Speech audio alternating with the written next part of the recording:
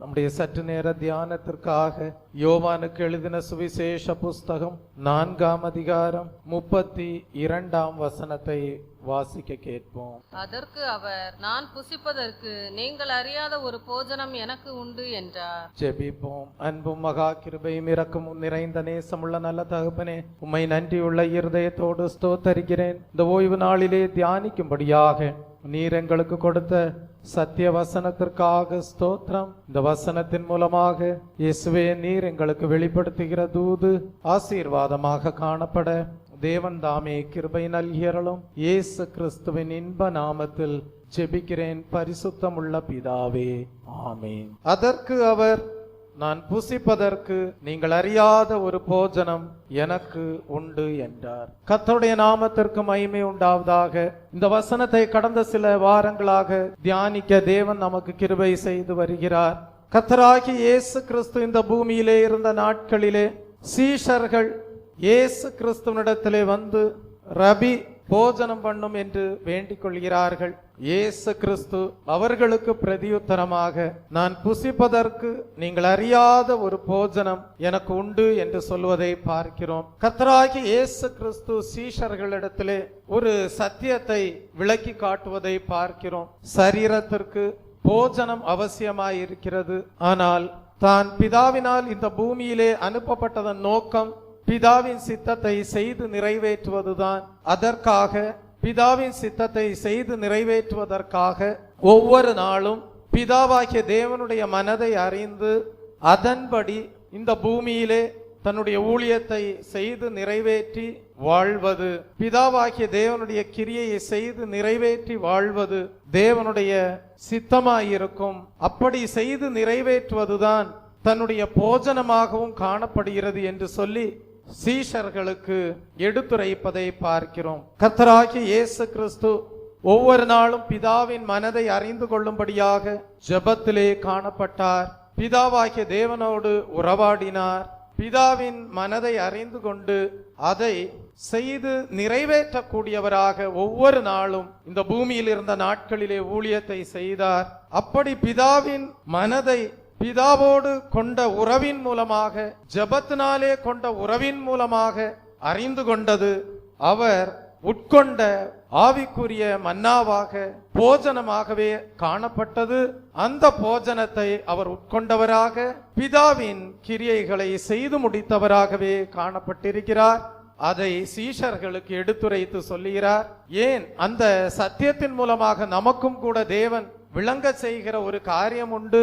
அது என்னவென்றால், தம்மை பின்பற்றுகிற யாவரும் இந்த பூமியிலே வாழ்கிற நாட்களிலே சரீரத்திற்கு தேவையான போஜனத்தை உட்கொண்டு வாழ்ந்தாலும், ஆனால் என்ன நோக்கத்துக்காக பிறப்பிக்கப்பட்டிருக்கிறோம் என்பதை அறிந்து கொள்ளும்படியாக இயேசு கிறிஸ்து எப்படி ஜெபத்தினாலே பிதாவோடு உறவு கொண்டு ஐக்கியம் கொண்டு ஆவிக்குரிய மன்னாவாகிய வெளிப்படுத்தல்களை பெற்று தேவ சித்தத்தை இந்த பூமியிலே நிறைவேற்றினாரோ, அதே போல தம்முடைய அடிச்சுவடுகளை பின்பற்றுகிற யாவரும் தம்மோடு தெய்வீக ஐக்கியம் கொண்டு ஜெபத்தினாலே ஐக்கியம் கொண்டு ஜெபத்தினாலே நல் உறவு கொண்டவர்களாக தேவனுடைய சித்தத்தை அறிந்து அதை செய்து நிறைவேற்றக்கூடியவர்களாகவே இந்த பூமியிலே வாழ வேண்டும் என்பதை நமக்கு வெளிப்படுத்தி காட்டக்கூடியவராக காணப்பட்டார். ஸ்தோத்திரம். அப்படியானால் தெய்வ பிள்ளையே, ஆண்டவராகிய இயேசு கிறிஸ்து எப்படி பிதாவாகிய தேவனோடு நல்ல தெய்வீக ஐக்கியம் கொண்டு ஜெபத்தினாலே தெய்வீக வெளிப்படுத்தல்களை ஆவிக்குரிய மன்னாவாக போஜனமாக உட்கொண்டு தேவ சித்தத்தை இந்த பூமியிலே நிறைவேற்றினாரோ, அதே போல நீங்களும் நானும் கூட ஒவ்வொரு நாளும் ஜெபத்திலே தேவனோடு நல்ல ஐக்கியம் கொண்டவர்களாக தெய்வீக வெளிப்படுத்தல்களை நாம் ஆவிக்குரிய மன்னாவாக போஜனமாக நாம் உட்கொண்டு தேவனுடைய சித்தத்தை பிதாவின் கிரியைகளை இந்த பூமிக்குரிய நாட்களிலே செய்து நிறைவேற்ற வேண்டியவர்களாக காணப்படுகிறோம். தெய்வ பிள்ளையே, கடந்த வாரத்திலே நாம் இந்த தேவ சித்தம் செய்கிற அனுபவத்தை போஜன பலியோடு ஒப்பிட்டு படிக்க தேவன் நமக்கு கிருபை செய்தார். ஏனென்றால் இங்கே சொல்லப்பட்டிருக்கிறது, யோவானுக்கு எழுதின புஸ்தகம் 4ஆம் அதிகாரம் 34ஆம் வசனத்திலே இயேசு சீஷர்களை பார்த்து சொல்லுகிறார், நான் என்னை அனுப்பினவருடைய சித்தத்தின்படி செய்து அவருடைய கிரியையை முடிப்பதே என்னுடைய போஜனமாயிருக்கிறது என்று சொல்லுவதை பார்க்கிறோம். அப்படியானால் தெய்வ பிள்ளையே, பிதாவின் சித்தத்தின்படி செய்து அவருடைய கிரியையை செய்வது அவருடைய போஜனமாயிருக்கிறது என்று சொல்லப்பட்டிருக்கிறது. அப்படியானால் இந்த வசனத்திலே தேவ சித்தத்தை போஜன பலியோடு ஒப்பிட்டு கர்த்தராகிய இயேசு கிறிஸ்து வெளிப்படுத்தி காட்டியிருப்பதை நாம் படிக்கிறோம். தெய்வ பிள்ளையே, இந்த போஜன பலி மகா பரிசுத்தமானது என்று சொல்லி கடந்த வாரத்திலே தியானிக்க தேவன் நமக்கு கிருபை செய்தார். பழைய ஏற்பாட்டின் காலத்திலே தேவன் தம்மால் தெரிந்து கொள்ளப்பட்ட ஜனங்களுக்கு பலியின் பிரமாணங்களை நியமித்திருந்தார். இப்படிப்பட்ட பலிகள் மூலமாக தான் மனுஷன் தேவனோடு கிட்டி சேர்ந்தான். தெய்வ பிள்ளையே, ஒருவன் போஜன பலியாகிய காணிக்கையை கர்த்தருக்கு செலுத்த வேண்டுமானால் அந்த காணிக்கை மெல்லிய மாவாக காணப்பட வேண்டும் என்று கடந்த வாரத்திலே தியானிக்க தேவன் நமக்கு கிருபை செய்தார். தெய்வ பிள்ளையே, ஆண்டவராகிய இயேசு கிறிஸ்து கிருபையின் காலத்திலே இந்த பூமியிலே வந்து அவர் கல்வாரி சிலுவையிலே மரித்து அவர் முழு மனுக்குலத்திற்கு ரட்சிப்பை ஏற்படுத்தி இருக்கிறார் என்றால் அதற்கு நிழலாட்டமாக பழைய ஏற்பாட்டின் காலத்திலே பலியின் பிரமாணங்கள் ஜனங்களுக்கு கொடுக்கப்பட்டிருந்தது தங்களுடைய பாவ நிவிர்த்திக்காக. அப்படி கொடுக்கப்பட்ட பலிகளிலே ஒரு பலிதான் போஜன பலி என்று தியானிக்க தேவன் நமக்கு கிருபை செய்தார். கர்த்தராகிய இயேசு கிறிஸ்து பலியாக சிலுவையிலே தன்னை ஒப்பு கொடுத்தாரே, அது பழைய ஏற்பாட்டின் கால போஜன பலிக்கு ஒப்பிட்டு நம்மால் படிக்க முடியும். ஸ்தோத்திரம். ஆண்டவராகிய இயேசு கிறிஸ்து வானத்திலிருந்து இறங்கி வந்த ஜீவ அப்பமாக காணப்பட்டார். அவருடைய பலி அநேகரை ரட்சிப்புக்குள்ளாக வழி நடத்துவதற்கு ஏதுவாகவே காணப்பட்டது, இன்றைக்கும் காணப்பட்டு வருகிறது. அதற்கு நிழலாட்டமாக பழைய ஏற்பாட்டின் காலத்திலே நாம் படிக்கிற போஜன பலி காணப்படுகிறது. ஸ்தோத்திரம். பழைய ஏற்பாட்டின் காலத்திலே ஜனங்கள் இந்த போஜன பலி என்கிற பிரமாணத்தின் மூலமாக தங்களுடைய ஜீவியம் எப்படிப்பட்டதாக காணப்பட வேண்டும் என்பதை அறிந்து கொண்டு ஜீவிப்பதற்கு ஏதுவாகவே தேவன் இப்படிப்பட்ட போஜன பலியை ஜனங்களுக்கு பலியின் பிரமாணமாக நியமித்திருந்தார்.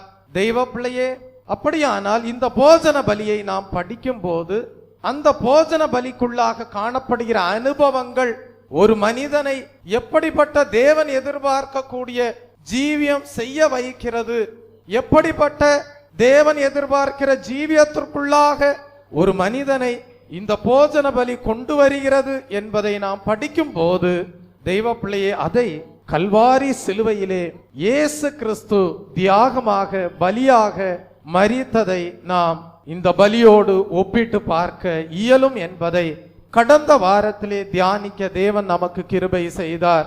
தெய்வ பிள்ளையே, அப்படியாக நாம் இந்த போஜன பலியை குறித்து படித்த வேளையிலே இந்த போஜன பலி மெல்லிய மாவாக, இந்த போஜன பலி மெல்லிய மாவாக காணப்பட வேண்டும் என்று படித்தோம். அது மாத்திரமல்ல, இந்த போஜன பலி மெல்லிய மாவாக்கப்பட்டதன் பிறகு அதன் மீது எண்ணெய் வார்க்கப்பட்டு தூப வர்க்கம் போடப்பட வேண்டும் என்று தியானிக்க தேவன் நமக்கு கிருபை செய்தார். ஸ்தோத்திரம். எந்த பலியும் உப்பினால் உப்பிடப்பட வேண்டும் என்பதையும் படிக்க தேவன் நமக்கு கிருபை செய்தார். கடந்த வாரத்திலே நாம் இந்த போஜன பலியை குறித்து படித்த வேளையிலே எதற்காக தானியம் நொறுக்கப்பட்டு மெல்லிய மாவாக்கப்படுகிறது என்பதை தியானிக்க தேவன் நமக்கு கிருபை செய்தார். அதை நம்முடைய ஜீவியத்திலே தேவன் உருவாக்குகிற ஒரு தெய்வீக அனுபவத்தோடு ஒப்பிட்டு தியானிக்க தேவன் நமக்கு அனுகிரகம் செய்தார். எப்படி தானியம் உடைக்கப்பட்டு நொறுக்கப்பட்டு மெல்லிய மாவாக்கப்படுகிறதோ அதை போல தேவ சித்தம் செய்யும்படியாக தீர்மானிக்கிற எந்த ஒரு மனிதனாக காணப்பட்டாலும் அவனுடைய வாழ்க்கையிலே நொறுக்கப்படுதலின் அனுபவம் உண்டாயிருக்கும், அவனுடைய வாழ்க்கையிலே பாடுகளின் அனுபவங்கள் உண்டாயிருக்கும், அவனுடைய வாழ்க்கையிலே துன்பங்கள் உண்டாயிருக்கும். ஆனால் இப்படிப்பட்ட நொறுக்கப்படுகிற அனுபவங்களினூடாக தேவ சித்தம் செய்யும்படியாக தீர்மானிக்கிற எந்த ஒரு மனிதனும் காணப்படும் போது அவன் என்ன செய்ய வேண்டுமாம்? தன்னுடைய வாழ்க்கையிலே என்ன சுய விருப்பங்கள் இருக்கிறது, அவனுடைய வாழ்க்கையிலே என்ன சுய சித்தங்கள் இருக்கிறது என்பதை ஆராய்ந்து பார்த்து அவைகளையெல்லாம் தன்னுடைய ஜீவியத்திலிருந்து அகற்றும்படியாக அவன் என்ன செய்ய வேண்டும்? தன்னுடைய ஜீவியத்தை கர்த்தருக்கு முழுமையாக ஒப்பு கொடுக்கும் போது அந்த மெல்லிய மாவிலிருந்து எப்படி கரடு முரடான உறுப்புகள் எல்லாம் அகற்றப்படுமோ, எப்படி அந்த மெல்லிய மாவிலிருந்து தூசிகள் துரும்புகள் அனைத்தும் அகற்றப்படுமோ, அதே போல உங்களுடைய வாழ்க்கையிலேயும் தேவ சித்தம் செய்யும்படியாக தீர்மானித்திருக்கிற உங்கள் வாழ்க்கையிலிருந்தும் தேவனுக்கு விரும்பாத சுய சித்தங்கள் சுய விருப்பங்கள் அனைத்தும் நீக்கப்பட்டுவிடும் என்பதை அறிந்து கொள்ள இந்த மெல்லிய மாவாக்கப்படுகிற அனுபவம் நமக்கு விளக்கி காட்டக்கூடியதாய் இருக்கிறது. ஆகவே கடந்த வாரத்திலே இந்த சத்தியத்தை தியானித்த வேளையிலே ஒரு நல்ல தீர்மானத்தை எடுத்துக்கொள்ள தேவன் நமக்கு கிருபை செய்தார். அந்த நல்ல தீர்மானம் என்னவென்றால், தேவ சித்தம் செய்யும்படியாக தீர்மானித்திருக்கிற உங்களுடைய வாழ்க்கையிலே நொறுக்கப்படுதலின் அனுபவம் உண்டாகும் போது நீங்கள் உங்கள் வாழ்க்கையில் இருக்கிற சுய விருப்பங்கள் உங்கள் வாழ்க்கையில் இருக்கிற சுய சித்தங்கள் அனைத்தையும் அகற்றும்படியாக நீங்கள் உங்கள் ஜீவியத்தை கர்த்தருக்கு முழுமையாக ஒப்பு கொடுக்கும் போது கர்த்தர் உங்கள் ஜீவியத்தை அவருக்கு பிரியமான போஜன பலியாக மாற்றும்படியான மெல்லிய மாவாக்கி விடுவார். Praise the Lord. ஸ்தோத்திரம். இரண்டாவதாக நாம் பார்த்தோம், போஜன பலி ஆக்கப்படும்படியாக தேவனுக்கு விரும்பத்தகாத சுய விருப்பங்கள் சுய சித்தங்கள் அகற்றப்பட்டு விட்டால் மாத்திரம் போதாது, மெல்லிய மாவாக்கப்பட்டு விட்டால் மாத்திரம் போதாது, தேவ சித்தத்தை செய்யும்படியாக நீங்கள் என்ன செய்ய வேண்டுமாம்? அந்த நொறுக்கப்படுகிற அனுபவங்கள் வரும்போது மகிழ்ச்சியோடு அந்த பாடுகளை ஏற்றுக்கொண்டு சந்தோஷத்தோடு தேவ சித்தம் செய்யும்படியாக உங்களை ஒப்பு கொடுக்க வேண்டும் என்று படிக்கிறோம். அதை தான் இந்த போஜன பலியிலே எண்ணெயோடு ஒப்பிட்டு படிக்க தேவன் நமக்கு கிருபை செய்கிறார். இந்த போஜன பலியோடு எண்ணெய் சேர்க்கப்பட வேண்டும் என்று வேதத்திலே படிக்கிறோம். ஸ்தோத்திரம்.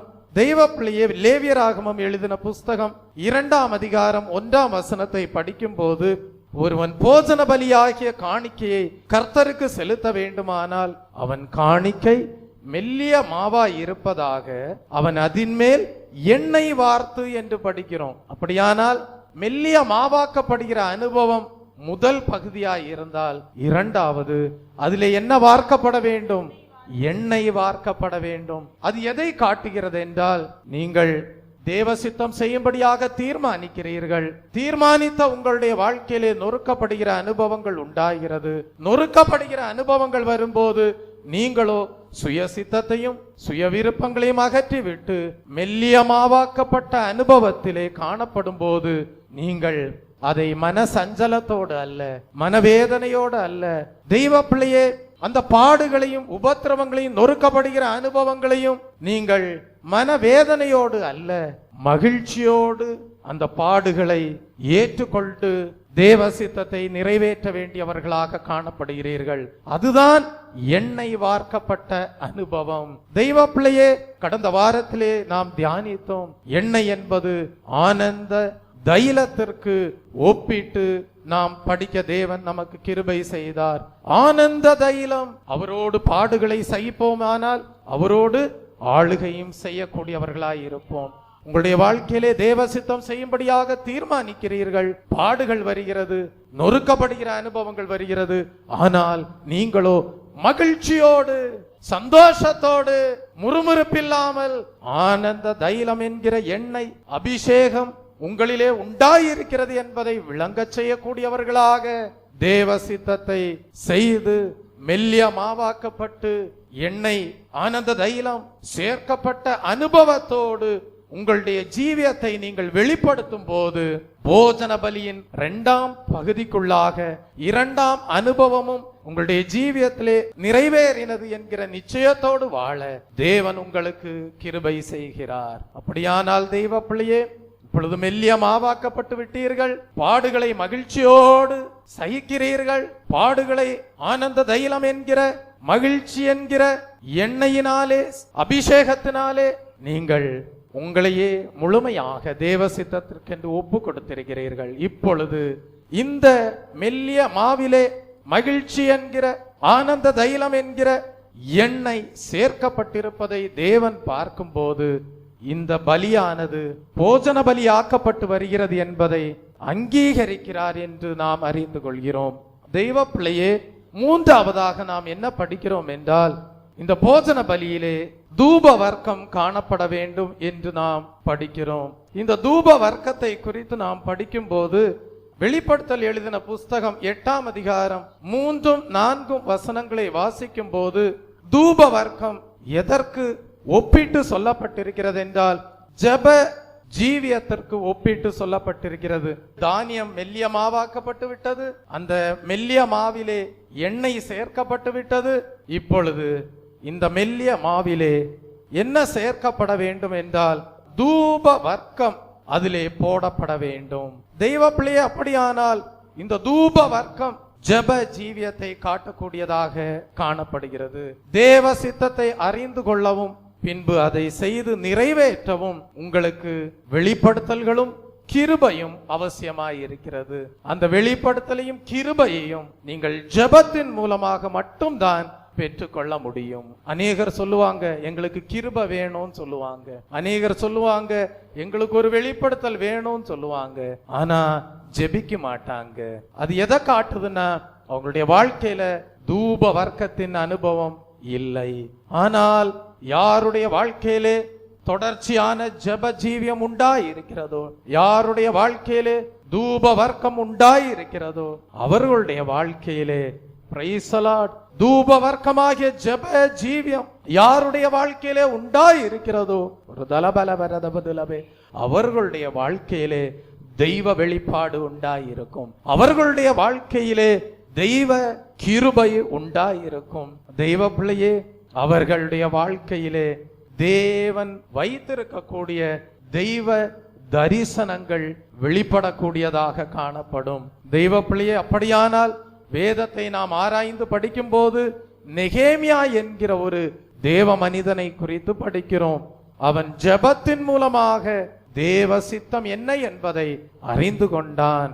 இதோ எருசலேமின் அலங்கத்தையும் அதன் வாசல்களையும் பழுது பார்த்து கட்டுவதுதான் தேவ சித்தம் என்பதை அவன் உபவாச ஜெபத்தின் மூலமாக அறிந்து அதை செய்து அதை நிறைவேற்றக்கூடியவனாக காணப்பட்டான். தெய்வ பிள்ளையே, இப்படியாக சபையிலே அநேக நெகேமியாக்கள் உண்டாயிருக்கலாம். ஒரு தலபலவரதபதுலவே, நீங்கள் என்ன செய்ய வேண்டும்? உங்களுடைய வாழ்க்கையிலே தேவ சித்தம் என்ன என்பதை அறிந்து கொள்ளும்படியாக தெய்வ வெளிப்படுத்தல்களை பெற்றுக்கொள்ள வேண்டும்.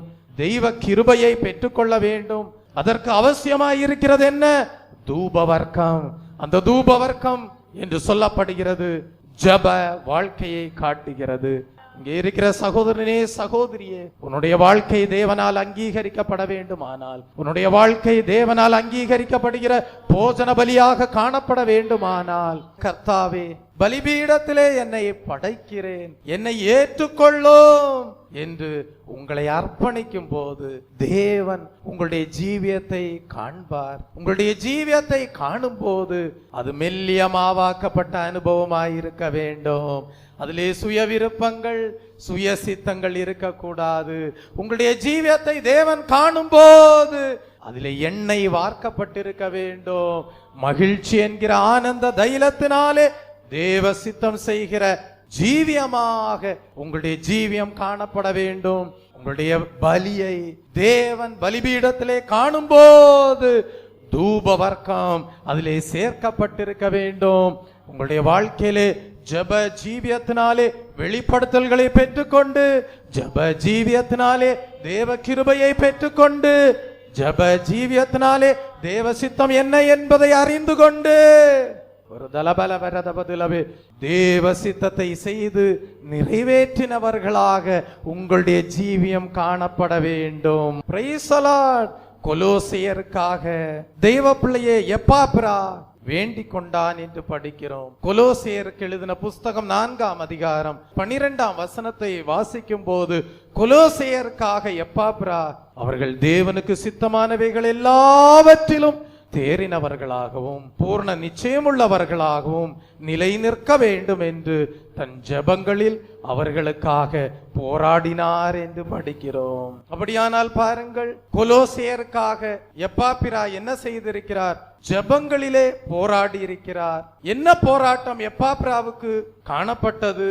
தேவனுக்கு சித்தமானவைகள் எல்லாவற்றிலும் கொலோசியர் தேறினவர்களாக பூர்ண நிச்சயம் உள்ளவர்களாக நிலை நிற்க வேண்டும் என்கிற ஒரு போராட்டம் ஜெபத்திலே எப்பாப்ராவுக்கு காணப்பட்டது. உங்களுக்குள்ளாக ஒரு ஜெப ஜீவியம் உண்டாயிருக்க வேண்டும். இன்றைக்கு நான் ஒவ்வொரு நாளும் ஆத்துமாக்களுக்காக ஜெபிக்கிறேன் என்றால் எதற்காக ஜெபிக்கிறேன்? கர்த்தாவே, உம்முடைய பரிபூர்ண தேவ சித்தம் இந்த ஆத்துமாக்களுடைய ஜீவியத்திலே நிறைவேறட்டும். எப்பாப்ரா அந்நாட்களிலே கொலோசையருக்காக அப்படி ஜெபித்திருந்திருக்கிறார். கர்த்தாவே, தேவனுக்கு சித்தமானவைகள் எல்லாவற்றிலும் தேறினவர்களாக பூர்ண நிச்சயம் உள்ளவர்களாக நிலை நிற்கும்படியாக போராடுகிறேன், ஜெபத்தினாலே போராடுகிறேன் என்று சொல்லுகிறவராக காணப்பட்டார். உங்களுடைய வாழ்க்கையிலேயும் ஒரு போராட்டம் உண்டாயிருக்க வேண்டும். உங்களுடைய வாழ்க்கையிலேயும் ஜெபத்தினாலே போராடுகிற ஒரு அனுபவம் உண்டாயிருக்க வேண்டும்.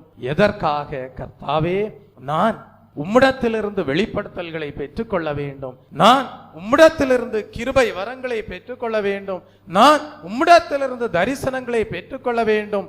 தேவ சித்தத்தை என் வாழ்க்கையிலே நிறைவேற்ற வேண்டும். அது மாத்திரமல்ல கர்த்தாவே, நான் ஜெபத்திலே போராடி அநேகருடைய வாழ்க்கையிலே தேவ சித்தம் நிறைவேறும்படியாக அவர்களுக்காக ஜெபத்திலே போராடுகிறவனாயிருக்கிறேன், போராடுகிறவளாயிருக்கிறேன் என்று சொல்லக்கூடிய அனுபவம் உங்கள் ஜீவியத்திலே உண்டாயிருக்க வேண்டும். இப்படியாக உங்களுடைய வாழ்க்கையிலே தூப வர்க்கமாகிய ஜெப ஜீவியம் காணப்படும் போது, பலிபீடத்திலே உங்களுடைய ஜீவியத்தை கர்த்தர் காணும் போது தேவனால் அங்கீகரிக்கப்படுகிற பலியாக காணப்படும். கர்த்தராகிய இயேசு கிறிஸ்து கல்வாரியின் பாதையிலே தேவ சித்தத்தை சம்பூர்ணமாக செய்து முடிக்க அவரை பலப்படுத்தினது அவருடைய வாழ்க்கையிலே உண்டாயிருந்த ஜெபம் தான். தெய்வ பிள்ளையே, பிரைஸ் தி லார்ட்.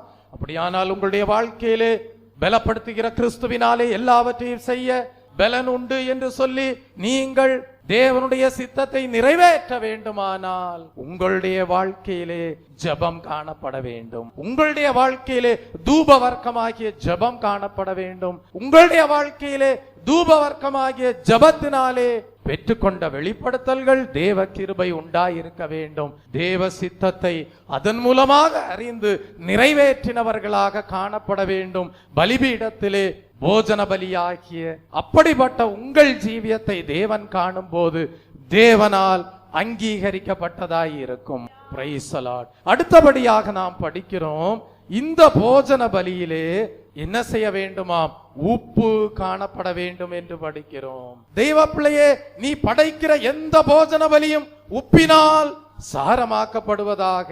லேவியராகமம் எழுதின புஸ்தகம் 2ஆம் அதிகாரம் 13ஆம் வசனத்திலே நாம் அதை படிக்கிறோம். நீ படைக்கிற எந்த போஜன பலியும் உப்பினால் சாரமாக்கப்படுவதாக என்று படிக்கிறோம். அதனுடைய அர்த்தம் என்ன?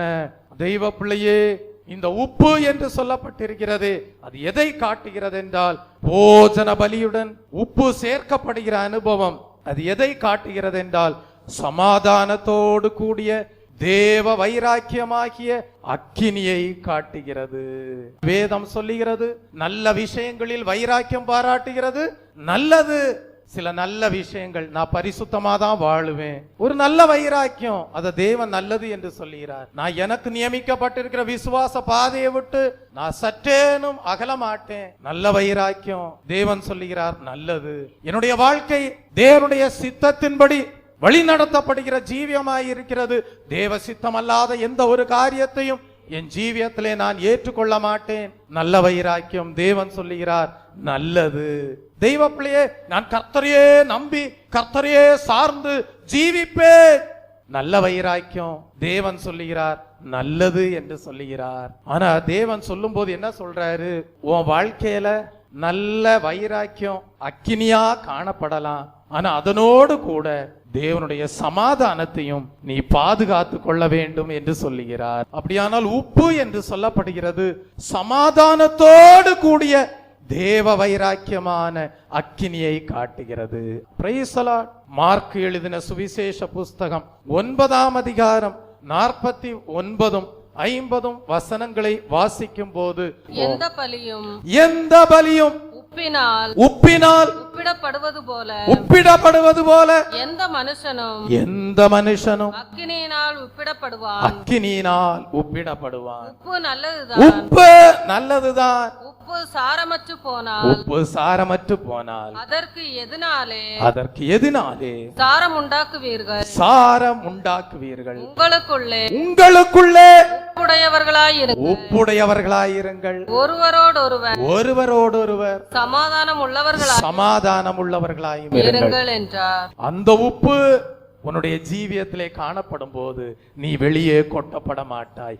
அந்த உப்பு சாரமேற்றப்பட்ட உப்பாக, நல்ல தேவ வைராக்கியம் உள்ள அக்கினியாக இந்த மெல்லிய மாவிலே சேர்க்கப்படும் போது, உப்பிடப்படும் போது, எந்த போஜன பலியும் உப்பினால் உப்பிடப்படுவது போல உன்னுடைய ஜீவியத்திலேயும் தெய்வ பிள்ளைய சமாதானத்தோடு கூடிய தேவ வைராக்கியமான அக்கினி காணப்படும் போது தேவனால் அங்கீகரிக்கப்பட்ட பலியாய் இருக்கும். யோவானுக்கு எழுதின சுவிசேஷ புஸ்தகம் 2ஆம் அதிகாரம் 17ஆம் வசனத்தை வாசிக்கும் போது, இயேசு கிறிஸ்து தேவ சித்தத்தின்படி எருசலேம் தேவாலயத்தை சுத்திகரிக்கும்படியாக என்ன செய்தார்? கிரியை செய்தார் என்று படிக்கிறோம். அவர் என்ன சொன்னார்? உம்முடைய வீட்டை குறித்து உண்டான பக்தி வைராக்கியம் என்னை பட்சித்தது என்று எழுதப்பட்டிருக்கிறதை அவருடைய சீஷர்கள் நினைவு கூர்ந்தார்கள் என்று படிக்கிறோம். அப்படியானால் இயேசு கிறிஸ்துவுக்குள்ளாக நல்ல காரியத்துல தேவ வைராக்கியம் உண்டாயிருந்தது. அதனால அந்த தேவ வைராக்கியம் அவருக்குள்ளாக அக்கினியாக காணப்பட்டது. அது சாரமேற்றப்பட்ட உப்பாக காணப்பட்டது. அந்த சாரமேற்றப்பட்ட உப்பு, அந்த தேவ வைராக்கியமான அக்கினி என்ன செய்தது? எருசலேம் தேவாலயத்தை சுத்திகரித்தது. என்னுடைய வீட்டை கள்ளர் குகையாக மாற்றுகிறீர்களோ என்று சொல்லி இயேசு கிறிஸ்து தேவனுடைய ஆலயத்தை சுத்திகரித்தார். அந்த உப்பு, அந்த தேவ வைராக்கியமான அக்கினி உங்களுடைய வாழ்க்கையிலையும் சமாதானத்தோடு கூட காணப்பட வேண்டும். அப்பொழுதுதான் நீங்கள் தேவனால் அங்கீகரிக்கப்பட்ட தேவனுடைய ஆலயமாக காணப்பட முடியும். அப்பொழுதுதான் நீங்கள் தேவனால் சுத்திகரிக்கப்பட்ட தேவனுடைய வாசஸ்தலமாக காணப்பட முடியும். அப்பொழுதுதான் தேவனுடைய பரிசுத்த ஆவியானவர் உங்களுக்குள்ளே வாசம் பண்ணுவார். Praise the Lord. இன்றைக்கு உங்களுடைய ஜீவியத்தை ஆராய்ந்து பாருங்கள். சமாதானத்தோடு கூடிய தேவ வைராக்கியமான அக்கினி உன் ஜீவியத்திலே உண்டாயிருக்கிறதா? அப்படியானால் பலிபீடத்திலே உன்னை நீ படைக்கும் போது தேவனால் அங்கீகரிக்கப்பட்ட பலியாக காணப்படுவாய். மார்க்கு எழுதின சுவிசேஷ புஸ்தகம் 9ஆம் அதிகாரம் 50ஆம் வசனத்தை படிக்கும் போது அங்கே என்ன சொல்லப்பட்டிருக்கிறது? உங்களுக்குள்ளே உப்புடையவர்களாயிருங்கள், ஒருவரோடொருவர் சமாதானம் உள்ளவர்களாயும் இருங்கள் என்று படிக்கிறோம். அப்படியானால் இதிலிருந்து நாம் அறிந்து கொள்ளக்கூடிய ஒரு சத்தியம் உண்டு. கர்த்தருக்காக பக்தி வைராக்கியம் காட்டும் சந்தர்ப்பங்களில் தேவ சமாதானத்தை நீங்கள் இழந்து போய்விடக் கூடாது. ஆகவேதான் இந்த வசனம் சொல்லுகிறது, உங்களுக்குள்ளே உப்புடையவர்களாயிருங்கள், ஒருவரோடொருவர் எப்படி இருங்க? சமாதானம் உள்ளவர்களாயிருங்கள். Praise the Lord. சமாதானத்தை காத்துக்கொண்டு பக்தி வைராக்கியம் காட்டுகிறவர்களுக்கு மாத்திரம்தான் தேவ சித்தம் செய்ய முடியும். ஆனால் இந்நாட்களிலே அநேகர் பக்தி வைராக்கியம் உள்ளவர்களாய் இருக்கிறார்கள், ஆனால் தேவனுடைய சமாதானத்தை அவர்களால் பாதுகாத்து கொள்ள முடியவில்லை. ஆனால் தேவ சித்தத்தை யார் பரிபூர்ணமாக செய்து நிறைவேற்றுவார்கள் என்றால் தேவ வைராக்கியத்தோடு கூட அவர்களுக்குள்ளே தேவ சமாதானமும் காணப்பட வேண்டும். அவர்கள் தேவ சமாதானத்தை இழந்து போய்விடக் கூடாது. இவ்விதமாக தெய்வ பிள்ளையே, இப்படியாக தெய்வ பிள்ளையே, எண்ணெய், தூபவர்க்கம், உப்பு இவையாவும் சேர்க்கப்பட்ட மெல்லிய மாவிலே என்ன செய்ய வேண்டுமாம்? ஒரு கைப்பிடி நிறைய ஆசாரியன் எடுத்து பலிபீடத்தின் மேல் தகனிக்க வேண்டும் என்று படிக்கிறோம். 2ஆம் வசனத்தை வாசிக்கும் போது லேவியராகமம் எழுதின புஸ்தகம் 2ஆம் அதிகாரம் 2ஆம் வசனத்திற்கு வரும்போது, அப்பொழுது ஆசாரியன் அந்த மாவிலும் எண்ணெயிலும் ஒரு கைப்பிடி நிறைய தூபவர்க்கம் எல்லாவற்றோடும் எடுத்து அதை பலிபீடத்தின் மேல் ஞாபக குறியாக தகனிக்க கடவன். அது கர்த்தருக்கு சுகந்த வாசனையான தகன பலி என்று படிக்கிறோம். அப்படியானால் தெய்வ பிள்ளையே, போஜன பலியாக அங்கீகரிக்கப்பட வேண்டுமானால் என்ன செய்யணும்? கைப்பிடி நிறைய என்ன செய்யணுமா?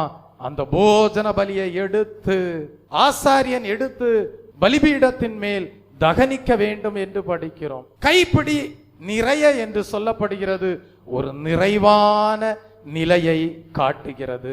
தெய்வ பிள்ளையே, அது எதற்கு ஒப்பிட்டு சொல்லப்படுகிறது என்றால், மனப்பூர்வமாக தேவனுடைய சித்தத்தின்படி செய்ய வேண்டும் என்பதை விளக்கி காட்டக்கூடியதாய் இருக்கிறது.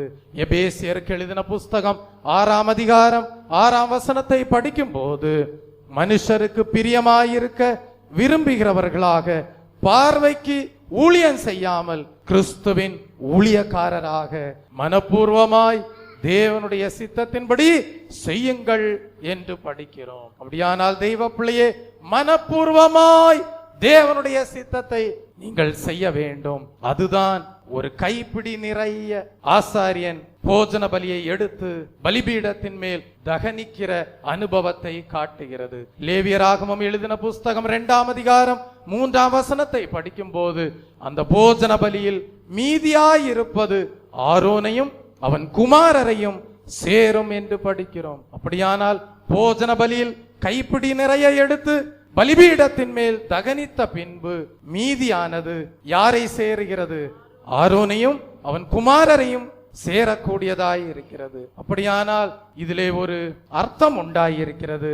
கைப்பிடி நிறைய பலிபீடத்தின் மேல் தகனிக்கப்படுவது தேவ சித்தம் செய்யும் தேவ பிள்ளைகள் முதலாவது தேவ சித்தம் நிறைவேறுவதற்கு தங்கள் ஜீவியத்தை கர்த்தருக்கு ஒப்பு கொடுப்பதையும், மீதியானது ஆரோனையும் அவன் குமாரரையும் சேரும் என்பதை வெளிப்படுத்தக்கூடியதாக காணப்படுகிறது. அவர்கள் தேவ சித்தத்தின்படி வழிநடத்தப்படுவதற்காக தங்களை கர்த்தருடைய ஊழியர்களுக்கு ஒப்பு கொடுப்பதை காண்பிக்கக்கூடியதாக இருக்கிறது. தெய்வ பிள்ளையே, அப்படியானால் உங்களுடைய வாழ்க்கை முதலாவது தேவனுக்கும் பின்பு தேவனுடைய ஊழியக்காரர்களுக்கும் ஒப்பு கொடுக்கப்பட்டதாய் இருக்கும் போது, தேவனுடைய ஊழியக்காரர்கள் கர்த்தருடைய சித்தத்தின்படி உங்களை தேவ சித்தத்தின் பாதையிலே வழிநடத்தக்கூடியவர்களாய் இருப்பார்கள். இப்படியாக தேவனுக்கும் தேவனுடைய ஸ்தானாதிபதிகளாகிய ஊழியருக்கும் தேவ சித்தம் நிறைவேற்றப்பட ஒப்பு கொடுக்கிறவர்களை கர்த்தர் என்ன செய்வார் என்றால், பொறுப்பெடுத்து பரிசுத்த ஆவியானவர் மூலமாக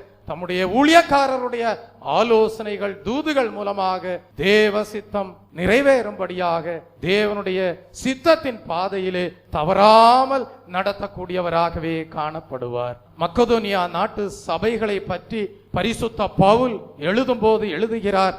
2 கொரிந்தியரின் புஸ்தகம் 8ஆம் அதிகாரம் 5ஆம் வசனத்திலே எழுதுகிறார், தேவனுடைய சித்தத்தினாலே முன்பு தங்களை தாமே கர்த்தருக்கும் பின்பு எங்களுக்கும் ஒப்பு கொடுத்தார்கள் என்று கூறி அவர்களை புகழுவதை பார்க்கிறோம். போஜன பலியானது ஒரு கைப்பிடி நிறைய எடுத்து பலிபீடத்திலே தகனிக்கப்படுகிறது.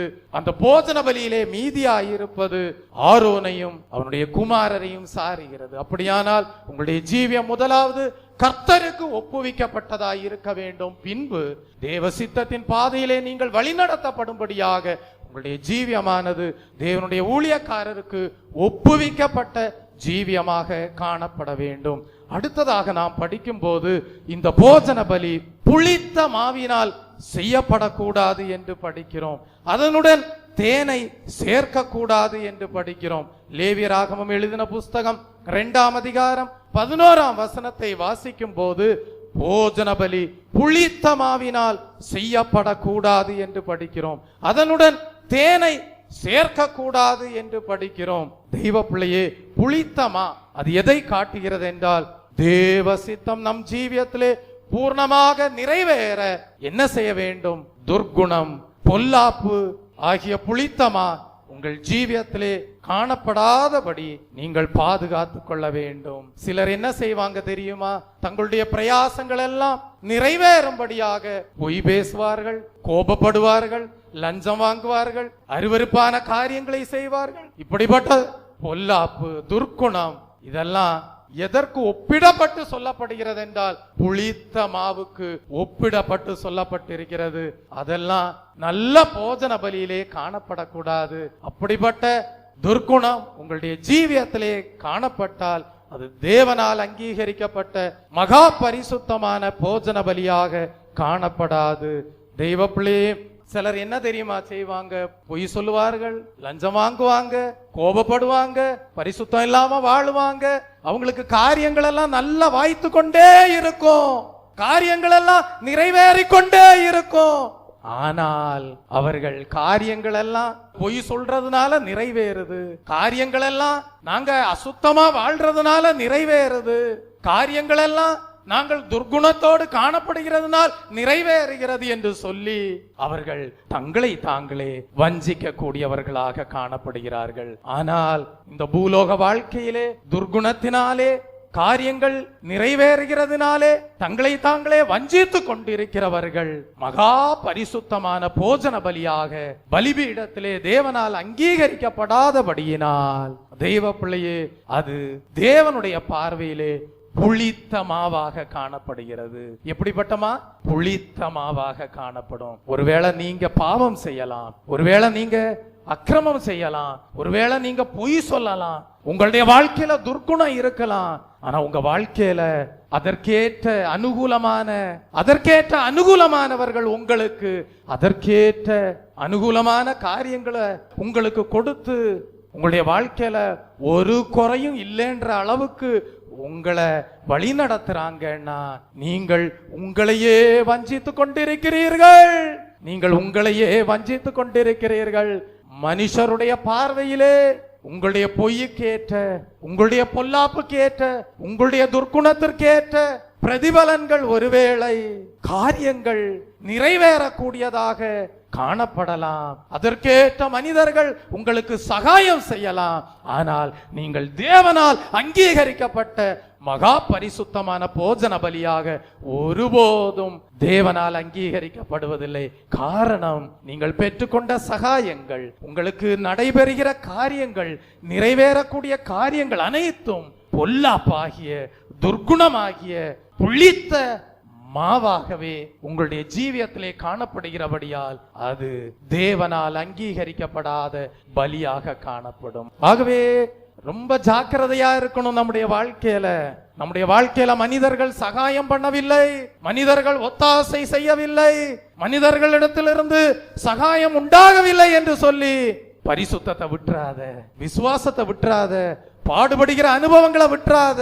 பலிபீடத்துல அது மகா பரிசுத்தமானதாக காணப்பட முடியாது. ஆனா ஜீவியத்துல, உலக பிரகாரமான வாழ்க்கையில ஒரு குறைவும் இருக்காது. கர்த்தருடைய ஆசீர்வாதமே ஐஸ்வர்யத்தை தரும், அதனோடு தேவன் வேதனையை கூட்டார். காரியங்கள் அநேகருக்கு வாய்க்கிறது. வேதனை எப்படி காணப்படுகிறது? துர்க்குணமாக காணப்படுகிறது. வேதனை எப்படி காணப்படுகிறது? புளித்தமா பொல்லாப்பாக காணப்படுகிறது. ஆகவே பலிபீடத்திலே படைக்கும் போது அது சாரமற்ற உப்பாக காணப்படுகிறபடியால் அந்த போஜன பலி தேவனால் அங்கீகரிக்கப்படுவது கிடையாது. ஆனால் இங்க சொல்றாரு, போஜன பலி புளித்த மாவினால் செய்யக்கூடாது. தேவ சமூகத்திலே ஒருத்தர் இருக்கலாம், தேவ சமூகத்திலே 2 பேர் இருக்கலாம். அவர்கள் தேவனுக்கு போதுமானவர்கள். தேவனுக்கு ஒரு மோசே போதும், ஒரு தலபலவரத பதிலவே. தேவனுக்கு ஒரு யோசுவா போதும், ஒரு தலபலவரத பதிலவே. அவர்களை கொண்டு தேவன் செய்ய நினைத்ததை செய்து நிறைவேற்றுவார். ஒரு தலபலவரத பதிலவே. ஒரு மோசே போதும் தேவனுக்கு, ஒரு பரிசுத்த பவுல் போதும் தேவனுக்கு. ஒரு தலபலவரத பதில் தேவ சித்தம் செய்து நிறைவேற்றும்படியாக. ஏன் அந்த ஒரு மனிதனுடைய ஜீவியம் புளித்த மாவினால் அல்ல, துர்குணத்தினால் அல்ல, பொல்லாப்பினால் அல்ல, ஒரு தலபலவரத பதில மெல்லிய மாவாக்கப்பட்டு எண்ணெய் சேர்க்கப்பட்டு தூப வர்க்கத்தினால் நிறைந்ததாக, சாரமேற்றப்பட்ட உப்பிடப்பட்டதாக தேவ சமூகத்திலே ஒரு தலபலவரத படைக்கப்படுகிறது. கர்த்தர் காணும் போது அதிலே புளித்தமா என்கிற பொல்லாப்பு இல்லை, அதிலே புளித்தமா என்கிற துர்குணம் இல்லை. ஒரு தலபலவரதபதிலவே உப்பானது சாரமேற்றப்பட்டதாய் இருக்கிறது, தேவனால் அங்கீகரிக்கப்பட்ட பலியாய் இருக்கிறது. இன்றைக்கு உன்னுடைய ஜீவியம் எப்படி காணப்படுகிறது? சற்று உன்னை ஆராய்ந்து பார். தேவனால் அங்கீகரிக்கப்படுகிற பலியாய் இருக்கிறதா? அடுத்தபடியாக படிக்கிறோம், இந்த போஜன பலியிலே தேனை சேர்க்க கூடாது. எதை சேர்க்க கூடாது? தேன் இருக்கக்கூடாது. இந்த போஜன பலியிலே தேனை சேர்க்க கூடாது. தேன் எதை காட்டுகிறது? தற்புகழ்ச்சியை காட்டுகிறது. எதை காட்டுகிறது? தற்புகழ்ச்சியை காட்டுகிறது. நீதிமொழிகளின் புஸ்தகம் 25ஆம் அதிகாரம் 27ஆம் வசனத்தை வாசிக்கும் போது தேன் தற்புகழ்ச்சியை காட்டக்கூடியதாய் இருக்கிறது. ஸ்தோத்திரம். சிலர் என்ன செய்வாங்கன்னா, மற்றவர்கள் தங்களை புகழுவதற்காக சில காரியங்களை செய்வார்கள். கர்த்தருடைய ஊழியத்திற்காக இப்படிப்பட்ட நன்மைகளை செய்வது தேவனுக்கு சித்தமாக காணப்பட்டாலும் கூட அவற்றை தற்புகழ்ச்சியோடு செய்வார்களானால் தேவன் அவற்றில் பிரியப்படுவது கிடையாது. தெய்வ பிள்ளையே, அப்படியானால் நீங்கள் நன்மை செய்யலாம், தேவனுக்கென்று நீங்கள் நல்ல காரியங்களை செய்யலாம். ஆனால் மற்றவர்கள் புகழ வேண்டும் என்று சொல்லி நீங்கள் அப்படிப்பட்ட நல்ல காரியங்களை செய்வீர்களானால் தேவனால் அது அங்கீகரிக்கப்பட முடியாது. தேன் தற்புகழ்ச்சியை காட்டுகிறது. கர்த்தாவே, நாங்க டியூப் லைட் வாங்கி கொடுத்தோம், நாங்க ஃபேன் வாங்கி கொடுத்தோம், நாங்க ஆலயத்திற்கு இவ்வளவு செஞ்சோம், இவ்வளவு கல்லு வாங்கி கொடுத்தோம், இவ்வளவு மண்ணு வாங்கி கொடுத்தோம். உங்களுடைய ஜீவியத்தை சற்று ஆராய்ந்து பார்க்க வேண்டும். தேவனுடைய பார்வையிலே எப்படி இருக்கிறீர்கள், உங்களுடைய பார்வையிலே எப்படி வாழ்ந்து வருகிறீர்கள் என்று சொல்லி தேவன் சொல்லுகிறார். என் நாமத்தினால பிசாசுகளை துரத்தி இருக்கலாம்ப்பா, நீங்க அற்புதங்களை எல்லாம் செஞ்சிருக்கலாம், நீங்க அதிசயங்களை எல்லாம் நடப்பித்து இருக்கலாம், தீர்க்க தரிசனம் எல்லாம் வரைச்சிருக்கலாம். ஆனா என்னுடைய பிதாவின் சித்தத்தை நீங்க செய்யாதபடியால் அக்கிரமக்காரரே என்னை விட்டு அகன்று போங்கள் என்று சொல்லுவார். போஜன பலியானது புளித்த மாவினால் செய்யப்பட்டதாய் இருக்க கூடாது. போஜன பலியிலே தேன் சேர்க்கப்பட்டிருக்க கூடாது. நம்முடைய வாழ்க்கையில நம்ம எதையுமே கர்த்தருடைய பார்வையிலே சரியானதாக செய்கிறோமா என்பதை ஆராய்ந்து செய்யும் போது நம்முடைய வாழ்க்கை தேவனால் அங்கீகரிக்கப்பட்டதா இருக்கும். இல்ல மனிதருடைய புகழ்ச்சிக்காக மனிதர்கள் அங்கீகரிக்கணும் அப்படின்றதுக்காக நம்ம புளித்த மாவையெல்லாம் வச்சுட்டு நம்ம போஜன பலியை உண்டாக்கணும்னு நினைச்சா அது ஒரு காலம் தேவனுடைய ஆலயம் ஆகாது, அது ஒரு காலம் தேவனுடைய பலிபீடமாக மாறாது. இந்த காலை வேளையிலே உங்களுடைய ஜீவியத்தை முழுமையாக அர்ப்பணியுங்கள். உங்களுடைய ஜீவியத்திலே மகிழ்ச்சி என்கிற எண்ணெயோடு தேவ சித்தம் செய்கிற அனுபவம் காணப்படட்டும். ஜப ஜீவியம் உங்களுடைய வாழ்க்கையிலே உண்டாயிருக்கட்டும். ஒரு தலபலவரதபதுலபே உங்களுடைய வாழ்க்கையிலே சமாதானத்தோடு கூடிய தேவ வைராக்கியமான உப்பு உண்டாயிருக்கட்டும். உங்களுடைய வாழ்க்கையிலே எந்த விதத்திலும் புளித்த மாவாகிய பொல்லாப்பு துர்க்குணம் காணப்படாதபடி தேவன் காத்துக் கொள்வாராக. நீங்கள் செய்கிற எந்த நற்கிரியைகளானாலும் தேவனுடைய நாமத்திற்காக செய்யும் போது அதிலே தற்புகழ்ச்சி உண்டாயிராதபடி தேவன் உங்களை காத்துக் கொள்வாராக.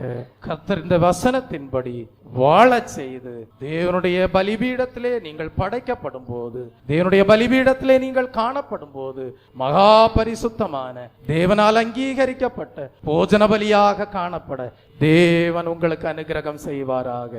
ஆமேன். ஜெபிப்போம். எல்லாரும் உங்களை பலிபீடத்துல ஒரு நல்ல மகா பரிசுத்தமான போஜன பலியாக உங்களை சமர்ப்பிப்பீர்களா? ஒரு தலபலவரதபதுலபே என்னை ஜீவ பலியாய்